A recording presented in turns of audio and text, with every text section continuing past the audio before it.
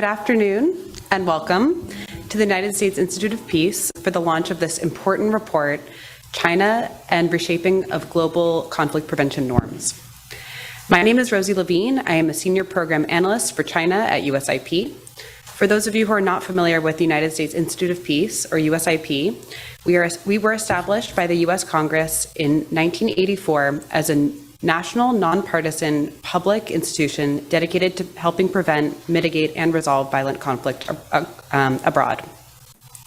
Over the course of the last decade, the People's Republic of China has shown an increased interest in playing a role in conflict prevention and global security. This ambition is being pursued through a variety of avenues, from funding streams for UN projects to promoting its own security norms through regional organizations and providing security assistance to countries in the global south.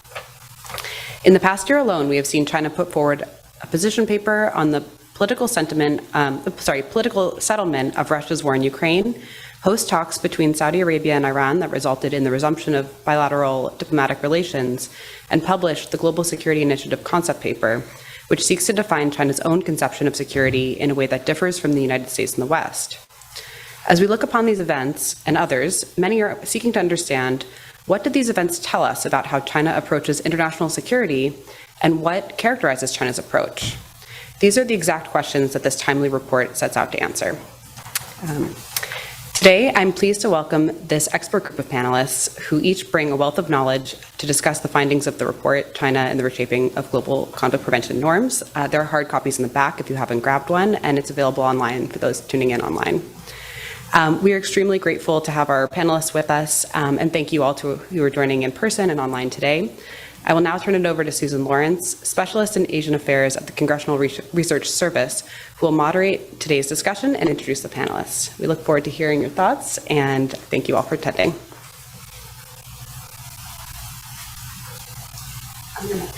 Oh, okay, sorry.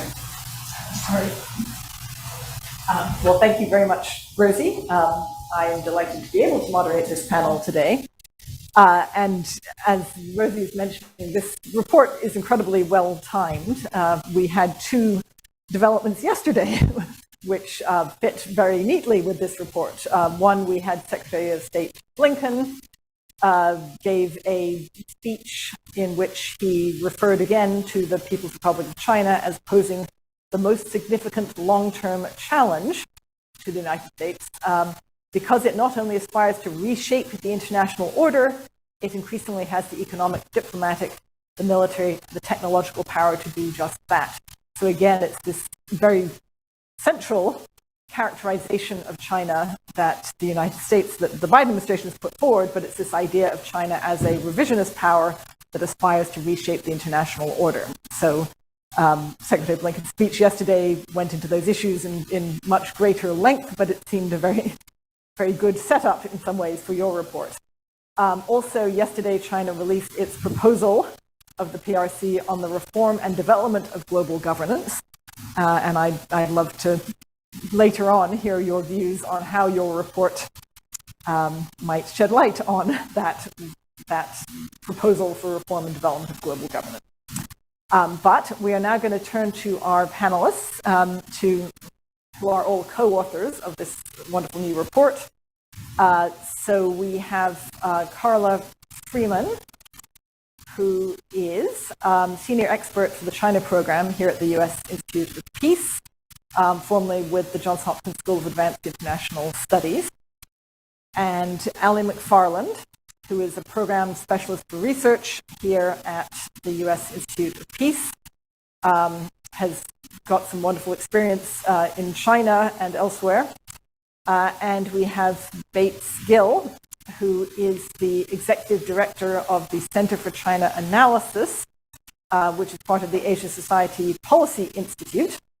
And that's where he's leading a team of research fellows and staff to deliver on the center's aim to be a global leader for policy-relevant, objective analysis of China's politics, economy, and society, and its impact on Asia and the world. And Bates has had a long career working on the issues that are in this report in many different incarnations in many countries around the world. So I'm going to turn it over to all of you. Thank you so much. Well, good afternoon, everyone, and thanks so much, Rosie and Susan, for the introduction. And before I start my brief comments, I just want to thank all of the USIP colleagues who've been involved in organizing this event. It takes quite a few to put even a small event together, and I'm very grateful. Also want to thank the extraordinary publications team here at USIP who has helped us produce a report we can be proud of. It's really pretty as well. We did our best on the research side, but very grateful to them. And I want to thank Bates and Alley for being such great partners in the project. We've had a wonderful time working together. And that's continuing with some new research focused on the Global Security Initiative, which we can discuss. Also, thanks to all the reviewers in the report. They're listed, some of them are listed, but many people here at USIP also helped provide great feedback. And of course, thanks to all of you in the audience. We're looking forward to your comments and questions. This is our rollout, the first time we've shared this research. As Rosie and Susan both alluded to, we decided to conduct research on this particular topic of China's impact on international conflict prevention here at USIP because we're at a moment of intensifying change in international relations, what we're calling a post-Afghanistan era, but I'm sure that there will be other labels for this era. President Biden likes to talk about it as an inflection point. And of course, the Chinese talk about changes unseen in a century. But we're clearly in a period when where the risks of conflict are on the rise, with great power competition intensifying, not least between the United States and China. This raises a lot of questions about the role of the world's major powers in conflict prevention. In addition, as we explore in this report, especially in the last decade and a half, and most obviously since Xi Jinping became China's top leader, China has demonstrated a growing interest in exercising its increasing global influence to play a bigger role in international security. This includes playing a bigger role in conflict prevention around the world.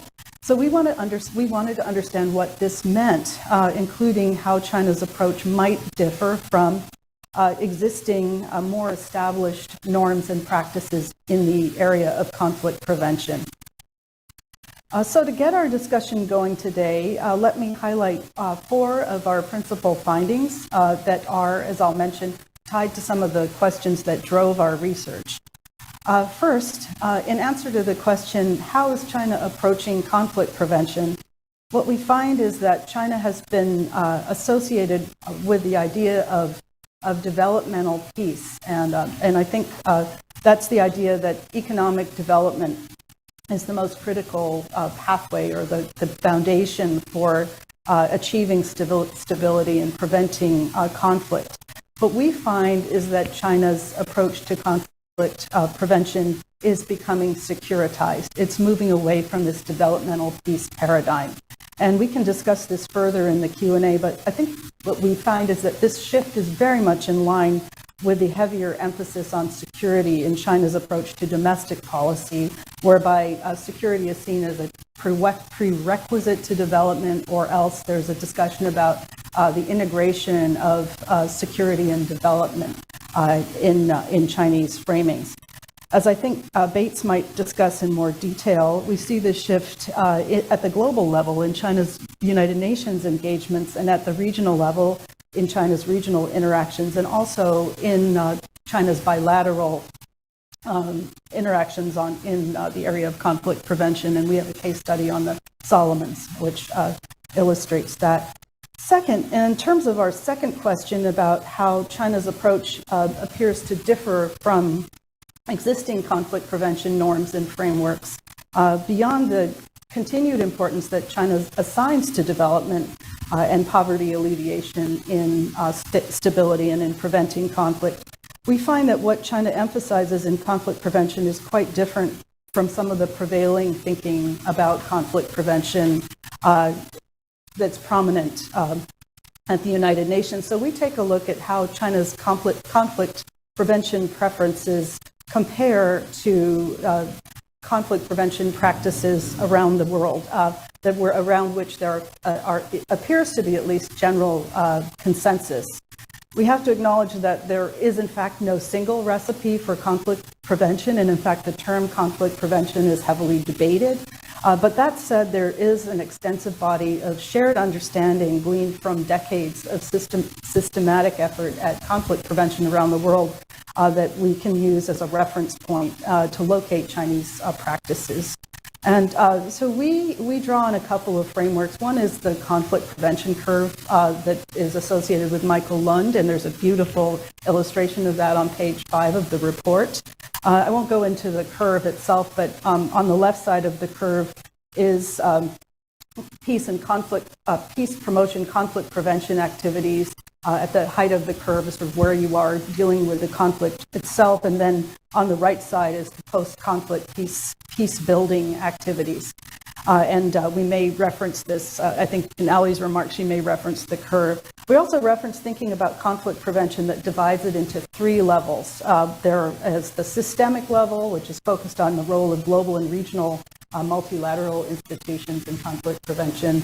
Then there's the structural element focused on sort of deep prevention activities, including trying to eliminate the underlying sources of conflict. For example,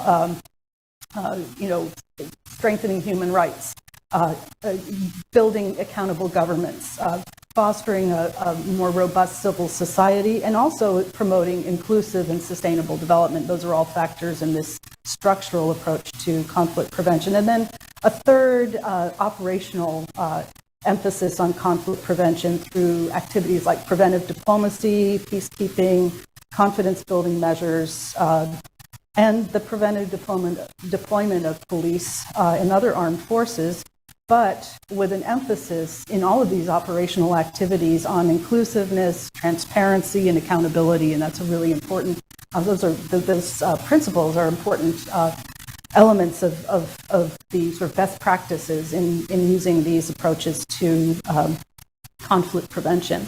So I'll let my colleague Ali provide more detail about how all of these frameworks, including the conflict curve and these 3 levels of framings, relate to China's specific approaches to conflict prevention. But just to say, we observe from our research that China's approach to conflict prevention reflects China's own longstanding preferences for non-interference, a preference for government-to-government, state-to-state engagement over interaction with community organizations, civil society, opposition forces. These are norms that align with China's own preferences for a strong state and domestic stability and security.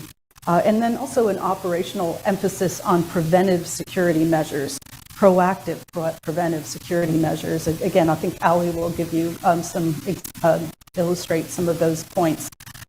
Third, in response to our question that we posed to ourselves about where we should be looking to better understand China's approach to conflict prevention, we find that China's efforts at conflict prevention are largely concentrated along China's periphery, perhaps not surprisingly, and also where it has other significant economic and political stakes in the global south. And I think, again, we'll hear from Bates on some of the illustrative cases that we identified.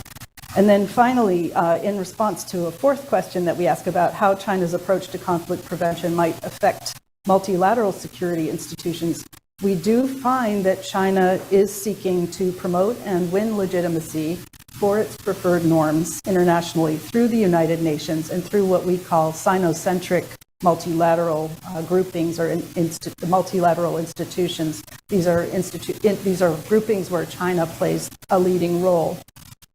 So before I yield the floor to Ali, let me just sum up by saying, in short, we find that China is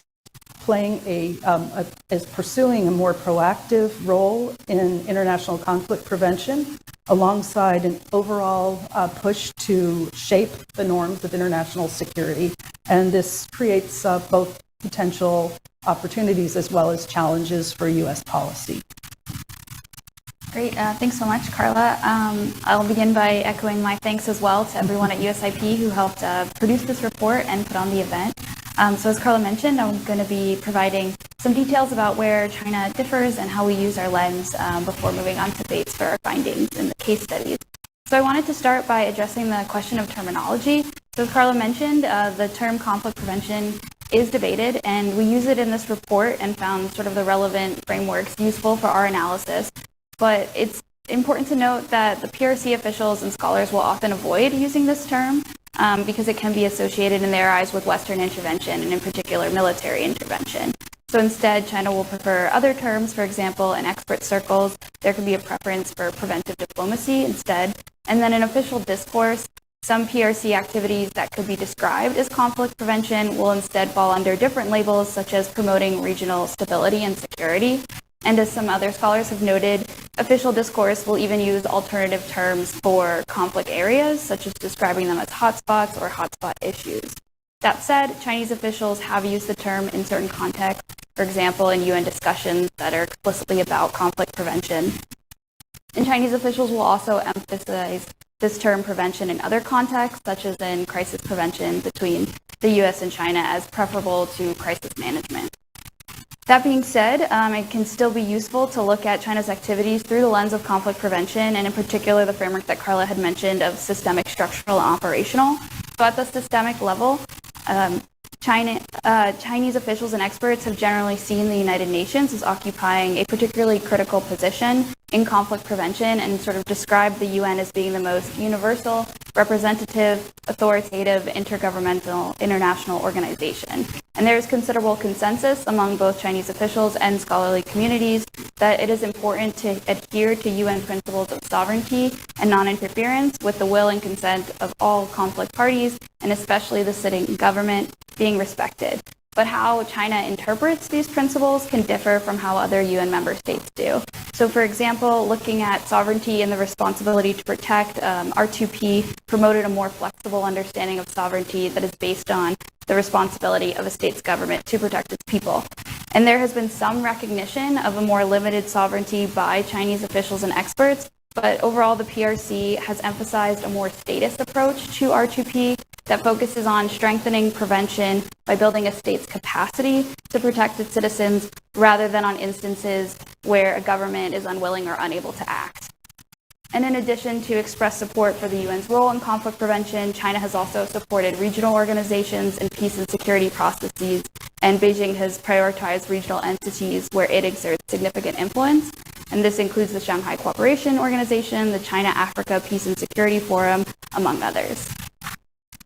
And then looking at the structural level, as Carla already mentioned, there's an emphasized thinking on linking conflict prevention to economic development, with experts and officials sort of making the argument that by focusing on economic development, they can tackle the root causes of conflicts. And then with its own activities, official statements will explicitly highlight connections between China's major development initiatives, most notably the Belt and Road Initiative, and conflict mitigation. So for example, Xi Jinping in 2017 stated that we should build the Belt and Road into a road for peace. And official Chinese discourse has also linked the BRI to China's role in preventive diplomacy involving various multilateral organizations, including the UN, the Arab League, and the African Union. That said, again, as Carla noted, there has been a growing emphasis on security as being fundamental to both development and peace. And so this shift in Chinese foreign policy extends to global conflict prevention norms and is seen through actions such as the Global Security Initiative, which Beijing has promoted as another public good from China and bringing Chinese solutions and wisdom for solving security challenges facing humanity. But importantly, whether emphasizing development or security, PRC structural approaches to conflict prevention tend to favor the prerogatives of existing governments, including when these preferences run counter to other concerns related to accountability, transparency, social inclusion, etc. And then lastly, looking at the operational level, today China has expanded its operational role in conflict prevention through both multilateral organizations and bilateral activities. And so these include activities such as the provision of mediation services, military assistance and arms sales, as well as counterterrorism programs and law enforcement training. And I'll stop there and turn it over to Paige.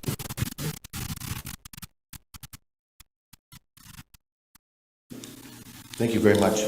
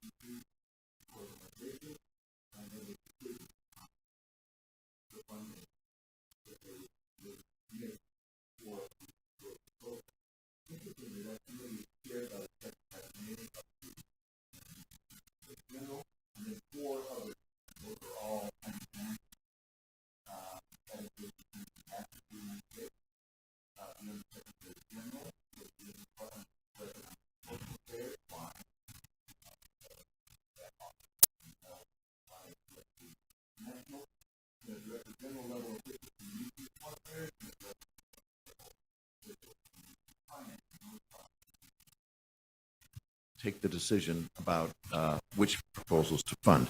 In the study you have before you, we've listed a number of examples of where that funding has gone and to give you some better sense of the priorities that we can see coming through for the funding in support of these various activities in relation to peace and security. I won't go into the details there and encourage you to have a look, but we have sort of four principal takeaways on this particular case study. First of all, I think it's important to see this effort within the larger context of China's ongoing effort to have a greater voice, obviously within the UN system generally, but also increasingly, especially with regard to security affairs.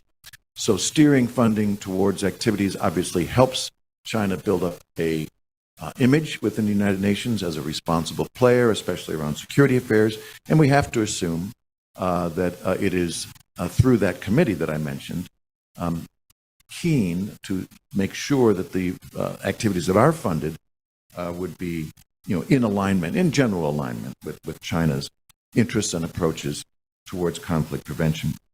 Secondly, another notable aspect of this peace and security fund is that much of it goes to UN training and capacity building activities through particularly three important organizations within the United Nations: the Department of Peace Operations, the Department of Political and Peace Building Affairs, and the Executive Office of the Secretary General. And those three parts of the United Nations system received some 60% received funding for some 60% of all the projects that were funded under this fund. Third, the African region is explicitly noted as an area of focus for this funding. And then lastly, we note that the work of this fund reflects China's ongoing strong interest in countering terrorism and in countering certain criminal activities related to terrorism, such as terrorist financing, especially, again, in Africa. Now, there are some, I would say, vulnerabilities to some of this research because, as I said, there is not significant amounts of open source information about this fund. And of course, we have to make the assumption that UN entities have their own agency. It's not as if China's telling them what to do. And of course, at the end of the day, it's very difficult to draw causality between what may be China's preferences on conflict prevention and what the outcomes of these various activities funded are. But we nevertheless think it's significant to note these activities, little known to most persons, that China is undertaking in relation to this fund. It shows a significant and ongoing investment by China to engage with the UN system and to become a more influential actor in regional security affairs, especially in relation to the issues we're following: conflict prevention, preventive diplomacy, peacekeeping, and mediation. The second major case study, we wanted to look at how China's trying to promote its version of conflict prevention norms and activities through what we've termed Sino-centric multilateral groupings or mechanisms. And in particular, in this case study, we focused on two organizations. One, the Shanghai Cooperation Organization, and the other, the Conference on Interaction and Confidence Building Measures in Asia, often abbreviated as CICA. These are two intergovernmental organizations within Central Asia primarily that are prioritizing regional security. Interestingly, in this case study, we find a great deal of work being done by China, particularly at the operational level of promoting conflict prevention. It also is helpful in sort of socializing and promoting China's normative approach to conflict prevention, which we go into detail, using these organizations then to amplify and sort of socialize and rationalize and justify China's approach to conflict prevention. In particular, we provide a great deal of detail as to the financial and technical support for the Shanghai Cooperation Organization in relation to conflict prevention activities. Maybe first and foremost of this is the significant support that China has provided over the years to the Shanghai Cooperation Organization's regional anti-terrorist structure, or RATS. We know that this organization is dedicated to trying to prevent terrorism, extremism, and so forth. But it is almost, without saying, also intended to try and prevent the emergence of so-called color revolutions within the states of the Shanghai Cooperation Organization, and particularly those within Central Asia itself. Indeed, one of our interlocutors in preparing this report made the comment that for China, conflict prevention is actually color revolution prevention. And so we see at the operational level offers by China, for example, to support the training of some 2,000 law enforcement personnel from Shanghai Cooperation Organization member states, to create a China SCO training base for counterterrorism personnel, and is encouraging the harmonization of legislation across SCO member states to better confront the emergence of potential security challenges within them, including a promise to assist in setting up a training center for judicial exchanges among SCO members. At the May 2023 China Central Asia Summit, Xi Jinping said that China is ready to help Central Asian countries improve their law enforcement, security, and defense capability construction, and has offered up loans to enable Central Asian states to acquire security technology. So, for example, Chinese facial recognition and artificial intelligence software and other technologies. So it's a clear example, especially through the SCO, of China attempting to normalize, socialize, and strengthen its approach to conflict prevention through the activities of these Sino-centric regional organizations. And the SCO is not the only example where we see these types of activities, but we focused on it in particular. Finally, thirdly, we looked at the case study of China-Solomon Islands cooperation. And in particular, we focused on the important agreement which China and Solomon Islands reached, apparently in early 2022, in which, among a number of other offers of cooperation, China agreed to provide security assistance to Solomon Islands under certain circumstances. And let me just read the key clause of that document. Solomon Islands may, according to its own needs, request China to send police, armed police, military personnel, and other law enforcement and other armed forces to Solomon Islands to assist in maintaining social order, protecting people's lives and property, providing humanitarian assistance, carrying out disaster response, or providing assistance on other tasks as agreed to by the parties.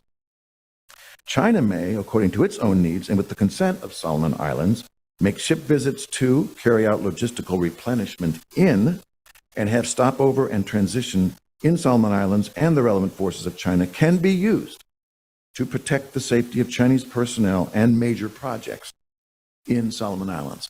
It's a remarkable statement between these two countries, and I think may be among the first, if not the only, such agreement, possibly with the exception of China's relations with North Korea, in a formal agreement to provide armed force outside of China. In practice, this has worked out to be primarily the provision of a small team of Chinese police who are now more or less permanently stationed in Solomon Islands, known as the Chinese Police Liaison Team, which serves as a liaison function to help promote cooperation between China and Solomon Islands in the form of police training, the provision of technologies, and the like. This cooperation is ongoing, and as I said, includes in-country work, provides training and equipment and help in capacity building for the Royal Solomon Islands Police Force. There have been multiple exchanges of police officers from Solomon Islands to China, Chinese police officers to the Solomon Islands to provide training, to set up a forensic autopsy laboratory, to connect the Royal Solomon Police Force to Interpol systems and introduce digital communication systems and the like. The best data that we have on this is that up to the end of late 2022, this level of assistance was estimated to be around $5 million, so still relatively small, but ongoing and on-the-ground activities nonetheless. So these are the three case studies that we looked at, and I think the findings there are very much consistent with the sorts of findings which Carla and Ali have already outlined. Looking at that conflict curve, what we see then is a great deal more investment than we may have seen in the past on the left side of that conflict curve to try and prevent the emergence of conflict within these societies, but with certain Chinese characteristics, and that is by strengthening state capacity to suppress the possibility of opposition forces or disgruntlement and the like within societies, to the exclusion of that more open, accountable, inclusive approach, which is often of engaging with elements of civil society as a means to prevent conflict from emerging. But I'll stop there and look forward to our discussion. Thank you.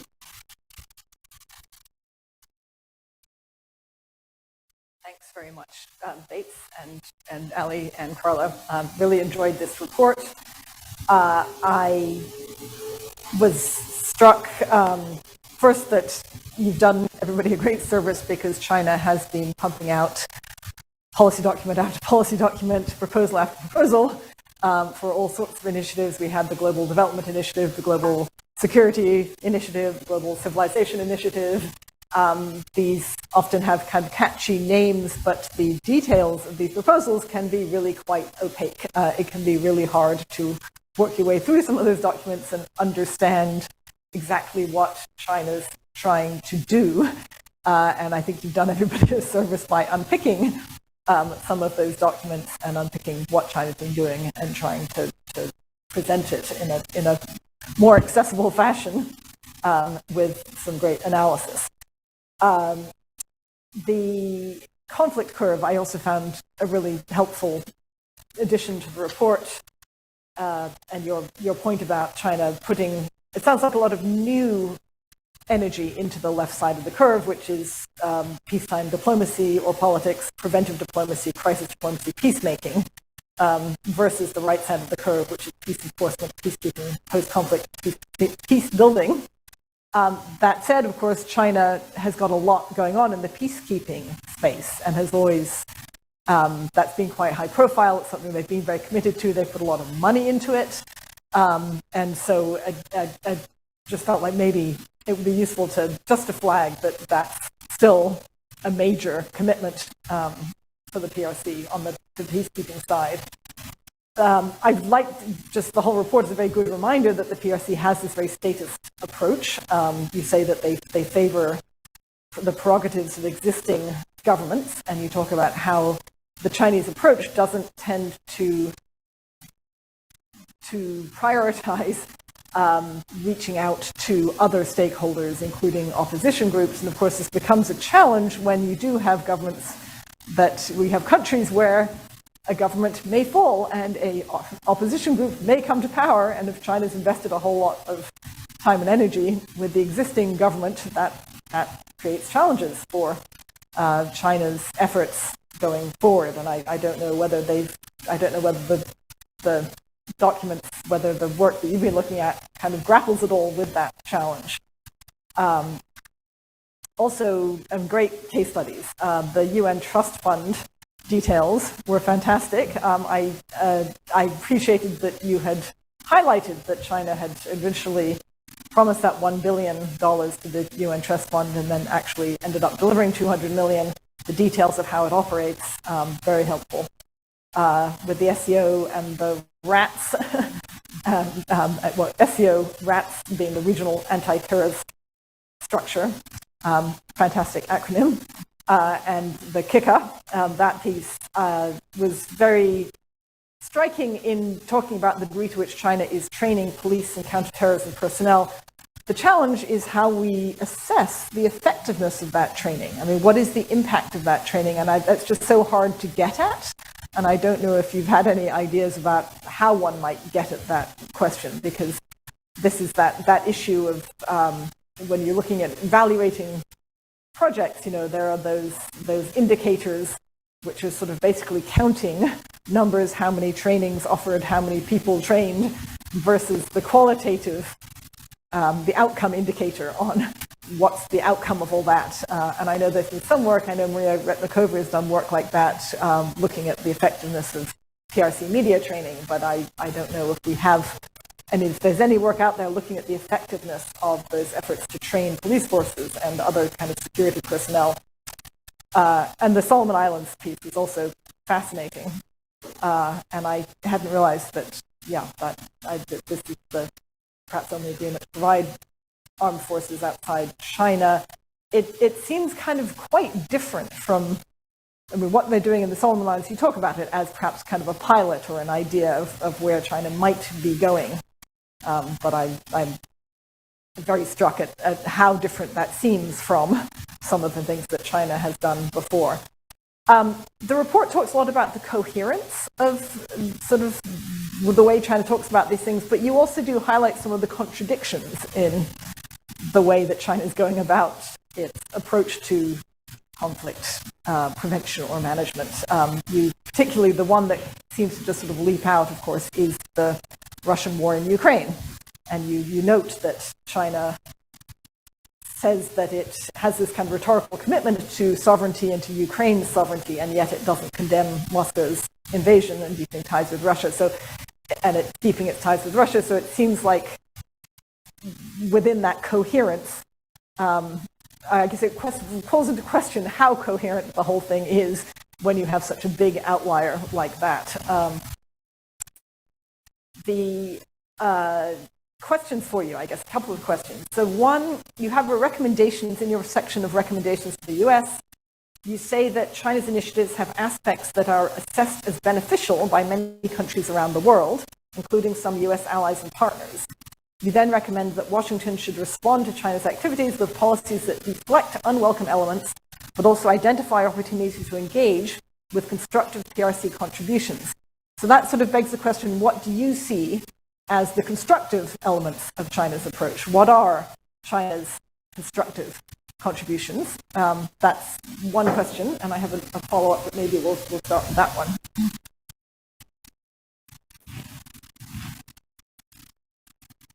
I'm actually not going to turn this over to you, Bates, but I do want to say to the audience that we would love to have your comments and questions. I know looking at the audience, there's some leading experts on this topic here, and we had planned for you to write your questions on note cards. So I don't know if you have any of those yet, and if you have questions, and then we'll collect all of them. I think the note cards are there. But if that's not an efficient enough process, we can also just use the microphone that Bates has in his hand. But Bates, maybe I'll let you start with an answer to this question, and I'll probably make some comments as well. Well, I mean, I think we point, for example, to the work of this Peace and Security sub-fund in the United Nations. This is providing, I think, legitimate and useful capacity building to such agencies as the Office of on Terrorism and Crime, obviously peace building activities, strengthening the capacity of those blue helmet forces, and so on. I would think that could be a relatively neutral area where the U.S. and China could come to some common ground about supporting those sorts of activities under the auspices of the United Nations, and presumably already, of course, the United States is doing a lot of that. But you could certainly try to find some common ground there. Looking at other areas of activity, I think there's an effort underway now to do more in the way of trying to limit the spread of small arms and light weapons in areas of conflict. It strikes me that would be an obvious potential area of the United States and China to be doing more as a kind of approach to conflict prevention. But there may well be many others. I guess we just had in mind that we didn't want to make the case that everything China was up to was necessarily malign, but that we should be at least aware fundamentally of the different normative approach and different sort of principles that China is bringing to the table in many of the ways that it wants to promote conflict prevention. Yeah, I guess I would agree with Bates. I can't say I have much more to add, but I would just say that we wanted to highlight that when dealing with sort of countries, particularly those in the global south, I think having this narrative that is entirely pitting China in the negative can be very difficult for the U.S. To come in. And then while we need to sort of present our own sort of solutions where appropriate, that many states do sort of need help with capacity building. And sort of if there's a way that we can work or sort of provide areas of convergence to have this capacity building, then that would be beneficial for sort of both the U.S. interests within the states within the global south, as well as sort of what the global south is looking for. I think generally speaking, just as with the Belt and Road Initiative, this effort by China and the Global Security Initiative really does shine light on areas where the United States needs to make bigger investments around the world. And I think, that's a big takeaway.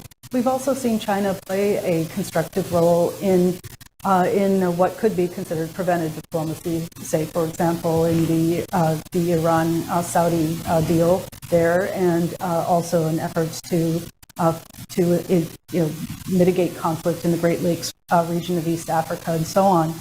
So there are spaces where China is a trusted partner of many of these countries, and where their efforts should be recognized and valued. I mean, in conversations with some Chinese experts, even about the Iran-Saudi deal, they will highlight the importance that the Abraham Accords played in the ability for that deal to be done. So that would be a case of indirect, a process that involves two major powers improving peace and security in a region. And just a quick question from me, and then we should go to the audience. But I wondered about the policy actors within China involved in these initiatives. So you're talking about how China's approach has moved away from development being central to development and security being at least equal, and maybe security first. So are we seeing much greater involvement from the Ministry of Public Security, the Ministry of State Security, those kinds of... We just saw the Ministry of State Security weighing in on the issue of US-China relations, which was a kind of unusual thing to see the Ministry of State Security doing. So are we seeing them becoming much bigger actors globally, and also the party? And I was struck, I just was thinking that you talked about how in the Solomon Islands, one of the motivations perhaps for China's activities there is this desire to protect ethnic Chinese in the Solomon Islands. That idea of protection of overseas Chinese, or just sort of engagement with overseas Chinese, has been an integral part of the Communist Party's United Front Work Department. And the party holds up the China's evacuation of civilians from Libya in 2011 as an example of a strong United Front activity that they undertook. So is the United Front part of any of these initiatives? Is it part of what's happening in the Solomon Islands? Anyway, but policy actors on the PRC side. Well, just quickly, to your point about the Ministry of State Security and Ministry of Public Security, definitely those two actors are more significant, particularly on the operational side. We see a much bigger role for the Ministry of Public Security. This is true with respect to China's relations with Central Asia. And also we mentioned the Global Security Initiative, that there is a pilot project that will be, at least is proposed within the Lansong-Mekong cooperation. It looks like the lead actor there on some of the activities, at least, is the Ministry of Public Security.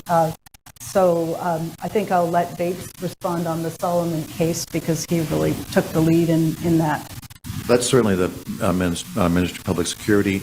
I think, the training, for example, is being done, I think, by the Fujian Province Public Security Bureau. So they're playing a very, very big role there. And, I liken it a little bit to the whole, gray hull, white hull, gray zone differentiation that we see in places like the South China Sea.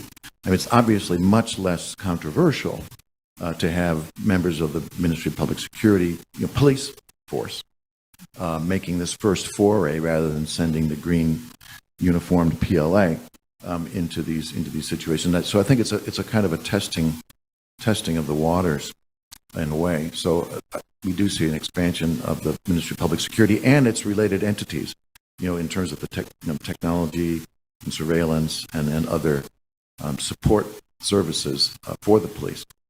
So that they're playing a much, much bigger role.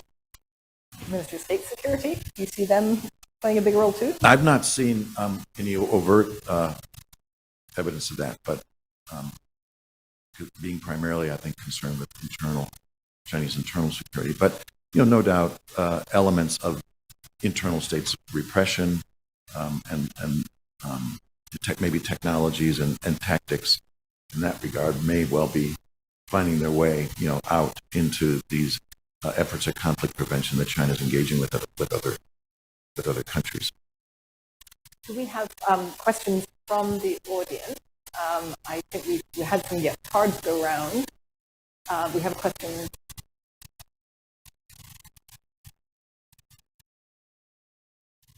Adam Fields, Department of State. I just returned from Beijing, actually, a foreign service tour. It was a very timely and interesting conversation.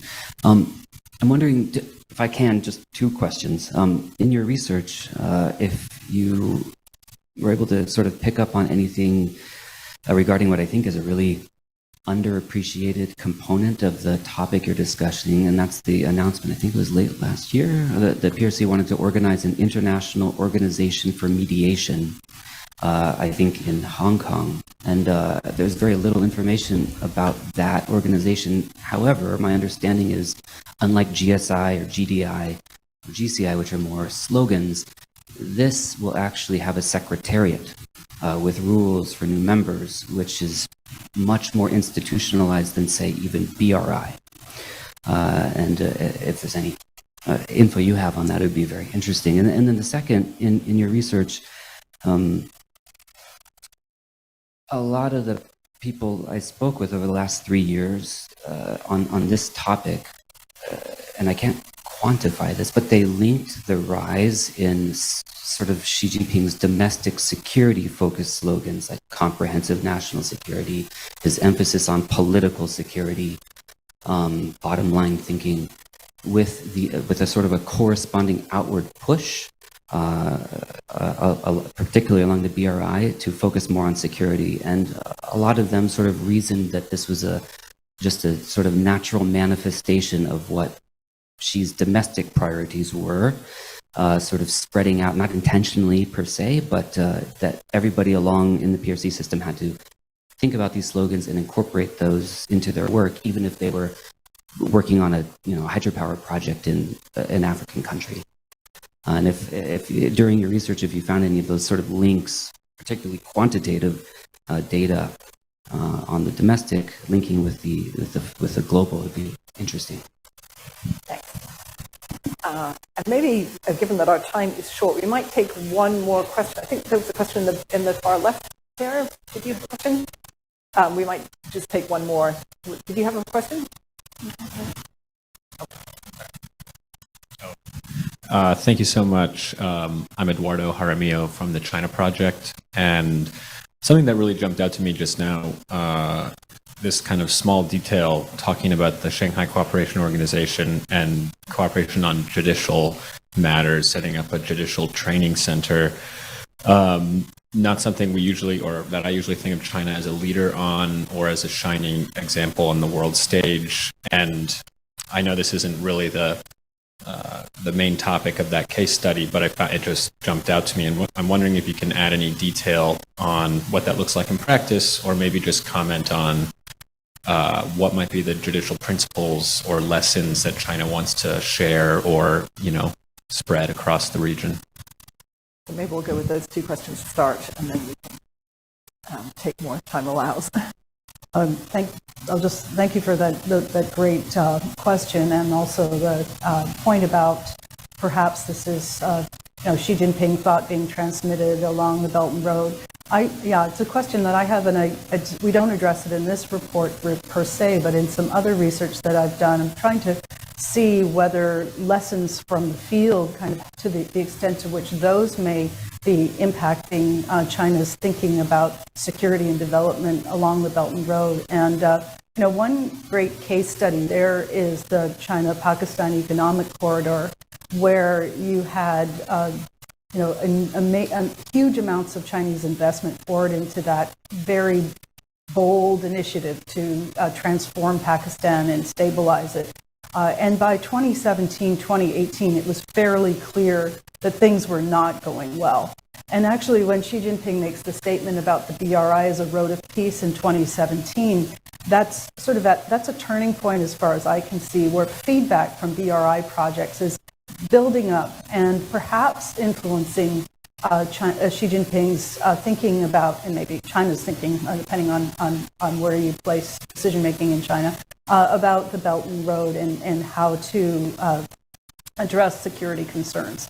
And so it's with CPEC, you see the introduction of a new Pakistan agency to manage security along the Belt and Road, and a lot more emphasis by China, pressure by China on Pakistan to protect its assets along the Belt and Road. You see, done a little bit of work on some other projects. You see a similar kind of pattern elsewhere.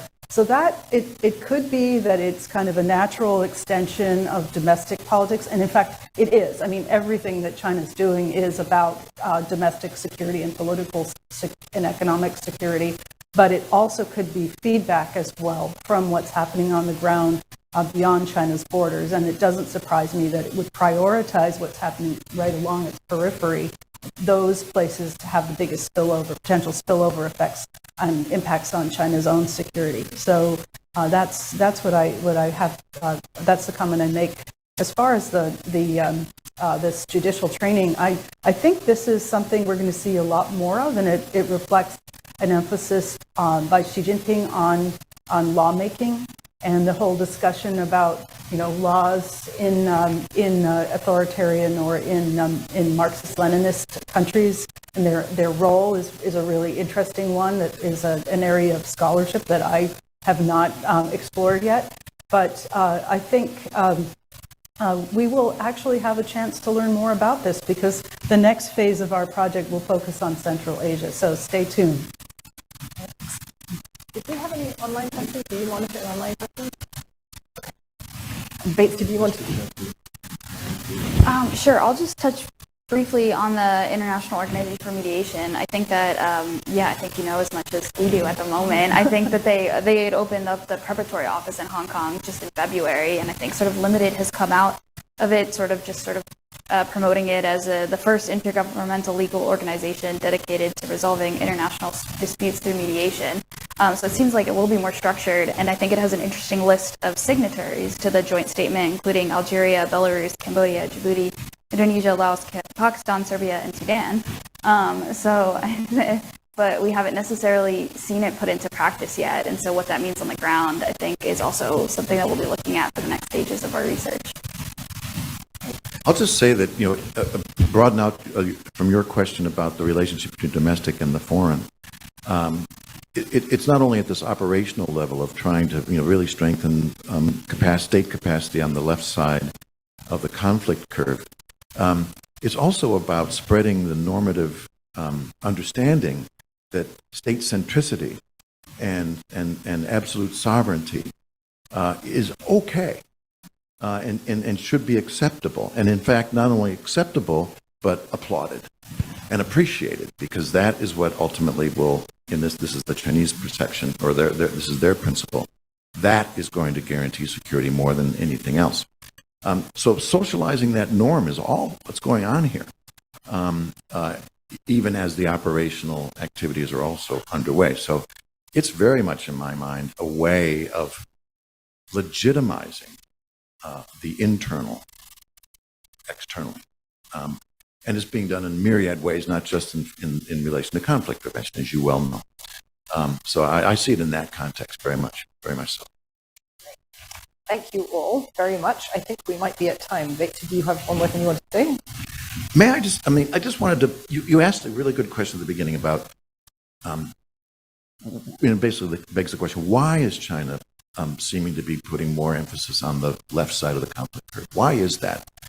Given that, over the previous, say, 20 years, we've seen this enormous investment in UN peacekeeping, for example, which, should be, I think, applauded and appreciated.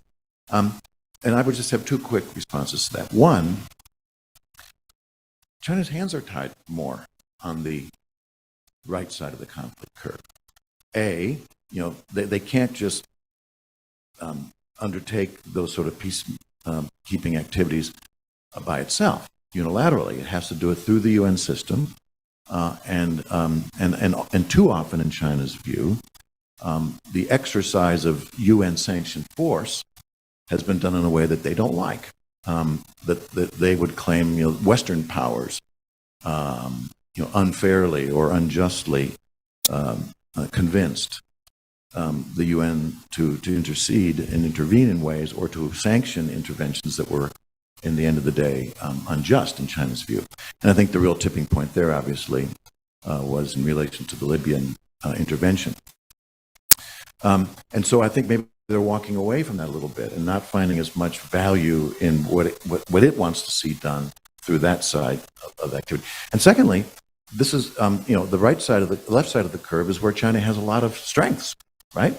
They can deliver surveillance. They can deliver police training. They can deliver normative approaches about state centricity and state capacity. And they can do it themselves, unilaterally, with the people they want to, rather than all the complications of dealing with the international system and the UN system and so on. So it seems somewhat contradictory because, of course, China is a major supporter of the UN at a certain rhetorical level, but I think it's often frustrated at an operational level of what it can and cannot do. Also put a lot of resources into UN peacekeeping and got more for it. There's room for debate, but I think this would be an interesting subject to kind of probe a bit further what's going on with the peacekeeping side.